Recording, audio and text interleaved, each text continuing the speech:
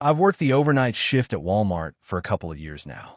You get used to the monotony, the same buzzing of the fluorescent lights, the echo of your own footsteps down empty aisles, the smell of cleaning products mixed with cardboard. It's quiet, and in some ways, that's comforting. But on nights like this one, that silence felt like a trap.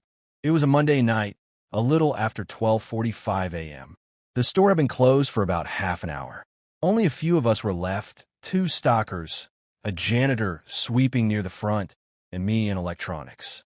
I was rearranging video game displays, lining up the plastic cases, just so. The hum of the lights above me was the only sound, like always. Then came the noise. A soft clatter, like a box falling over somewhere deep in the store. Aisle 20, I thought immediately. But I'd just been there. All the stacks were stable. The sound was sharp and out of place, not a normal overnight sound. My heart gave a hard thud. I tried to shrug it off. Maybe one of the stockers dropped something. But then I realized I couldn't hear anyone moving at all. No chatter, no wheels of carts rolling, nothing. That silence felt heavier now. I grabbed my flashlight from under the counter. Its beam cut a thin path through the dim sections of the store. I walked toward aisle 20 slowly, my footsteps sounding far too loud. While I reached it, everything was still in place. Neatly stacked boxes. No one around.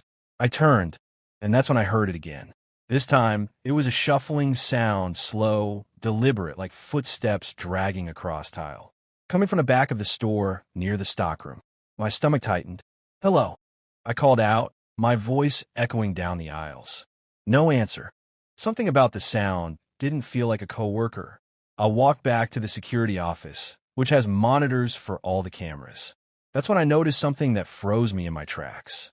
On the screen showing aisle 24, jewelry and accessories, were two figures crouched low behind the display shelves. Hoodies pulled tight, faces masked. They weren't customers. They were moving slow, deliberate, like predators in a cage. My mind raced. Call 911 now? Confront them? The phones were at the other end of the office. My radio crackled with static when I tried to whisper for help. The one coworker at the front desk must have stepped away. I decided to keep them in sight. I crept from the office toward electronics again, staying low. If I could at least see what they were planning, maybe I'd know how bad this was. The store felt different now. Every flicker of light felt like a warning. Every shadow was a person. My flashlight's beam bounced off the glass of the TVs, casting distorted reflections that made me jump. As I moved, I heard whispering. Low, urgent voices. They were arguing over something. I caught fragments, registers, cameras, but nothing clear. One of them peeked out from behind the shelf, scanning the aisle. I ducked back behind a display rack, my heart hammering so loud I was sure they could hear it. My foot brushed a loose box, and it tipped over with a sharp bang. The sound echoed through the store. Both figures froze. One of them hissed something to the other. Then they started moving faster. I ducked again, trying to get a better angle. That's when a shopping cart rolled slowly down the aisle toward me. No one was pushing it. It wobbled slightly, its wheels squealing softly. I backed up, my flashlight trembling in my hand. Every instinct screamed at me to run. I started creeping back toward the security office. Every step was calculated.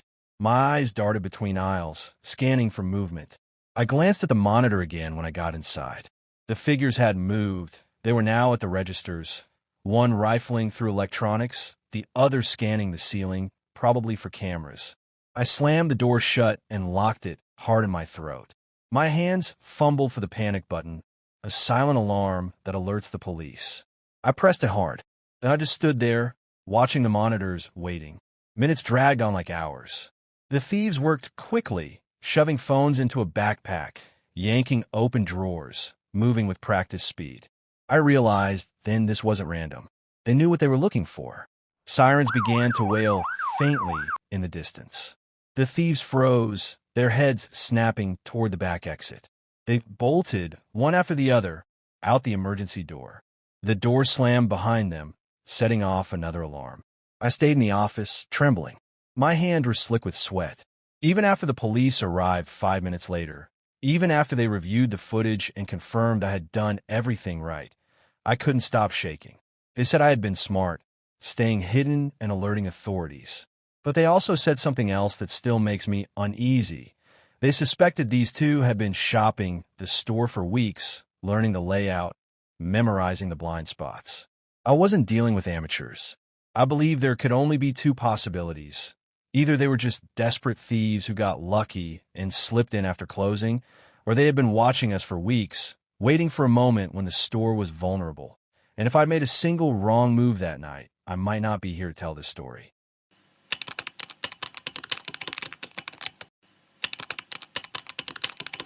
I've worked overnight at Walmart for almost 4 years. Most nights are uneventful. Stocking shelves, organizing aisles, listening to the hum of fluorescent lights. But one night changed the way I think about being alone in a store. I still get chills thinking about it. It was a Monday night, around 1:10 a.m. The store had been closed for about 10 minutes. Most of the customers were gone, and only a few night employees remained. I was in aisle 8, straightening up the home goods section, moving pillows and blankets into neat stacks. The lights overhead flickered occasionally. Nothing unusual, but somehow that night it made the store feel massive and empty, almost like it was watching me instead of the other way around. I was halfway through the aisle when I glanced toward the automatic doors at the front. That's when I saw him. A man, just standing there by the curb in the parking lot, staring in.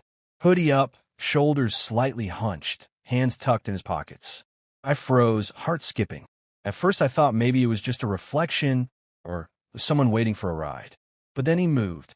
Not quickly, slow, deliberate steps along the front of the store. He stopped, leaned against the glass, and just stared. I could see his face dimly, sunken eyes, unshaven, wild look that made my stomach twist. He didn't wave, didn't signal, didn't leave. Just watched. I told myself to stay calm. Maybe he was drunk. Maybe he was homeless. I took a deep breath and went back to my cart, trying to ignore him. But every few seconds I'd glance toward the glass, and he was still there. Always watching.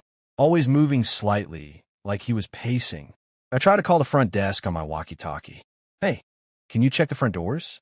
Someone might be lingering out there. Static. No answer. My coworker probably didn't hear. Then things started escalating. He raised one hand and tapped the glass. Just a light, random tap. I froze. Not loud, but deliberate, like he was trying to get my attention. I didn't move. Next, he started muttering something I couldn't make out. Low, slurred words like he was talking to himself, maybe drunk. I watched from behind a display rack, my pulse racing. He wasn't leaving. After a few minutes of this, he suddenly vanished from the spot where I had last seen him. My heart jumped. Maybe he left? Maybe it was just my imagination. I cautiously stepped toward the front doors to check. And then, out of nowhere, he jumped onto the glass. Both hands pressed against it, face inches from mine, wide-eyed and laughing like a lunatic. I screamed, stumbling back, nearly knocking over the cart. The glass rattled under his weight. My flashlight fell to the floor and rolled across the tiles. It was the shock of my life. I froze, heart pounding so hard I thought it would burst.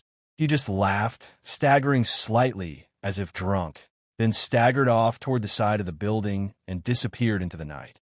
I bolted toward the stockroom, locking the door behind me, shaking uncontrollably.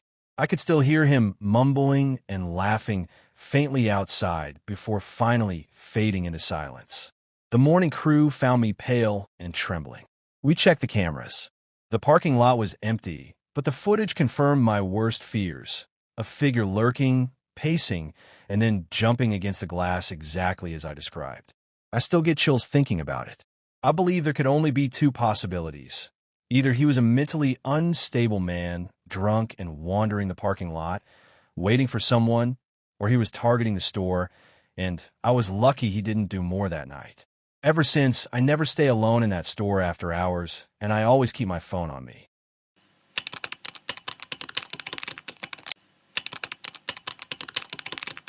I used to think Walmart late at night was harmless. Quiet, empty aisles, a few employees cleaning up, maybe a lone shopper. That night changed everything. It was just after 11 p.m. in early November. The store was closing soon. I grabbed my groceries and started walking toward my car at the far end of the lot. The lights above flickered unevenly, casting long shadows across the asphalt. As I rounded the corner near the end of the lot, I froze. An old lady stood near a lamppost, a small dog at her side, barking continuously. Her posture was stiff, almost unnatural, and she didn't look away from me. I paused, uneasy, thinking maybe she belonged there. I hurried to my car, putting my groceries in the trunk. The dog continued barking, high-pitched and insistent. I started the engine, keeping my eyes on her. Then I glanced in the rearview mirror. My stomach dropped. The lady seemed closer than before. I shook my head, telling myself I was imagining it. I pulled out of the parking spot slowly, headlights cutting through the shadows. Every time I glanced back in a mirror, she seemed to have moved closer and closer, staying perfectly in line with my car. My heart raced. Fear gripped me. The dog's barking grew frantic, echoing across the lot. I pressed my foot harder on the gas. My mind was entirely consumed by the woman, by the way her gaze never left me, and how that barking sounded like a warning. Then, in a split second of panic and distraction, something darted across my headlights. A child, running toward the middle of the lot. I slammed the brakes, but it was too late. The tires hit, the sound crushing my nerves as my stomach dropped. The child rolled onto the asphalt, and I swerved onto the curb, adrenaline making my hands shake uncontrollably. The old lady and her dog were gone. Just gone. No sign of them anywhere. My vision blurred, and my mind was racing. I scrambled out, kneeling beside the child, who was crying but thankfully alive. A few other cars had stopped. People ran toward us. I don't know what I experienced that night. I know what I saw, and I know how real the fear felt. But I believe there could only be two possibilities. Either the old lady was real but disoriented or mentally unstable, and I misjudged her proximity, or something far stranger was happening. Someone or something playing with perception, stalking or manipulating me in that parking lot. Since then, I never park far from entrances, I never look back, and I always triple-check the lot before driving off. That night has stayed with me. The barking, her gaze, and the impossible way she seemed to move closer each time I looked in the mirror. I can't shake it.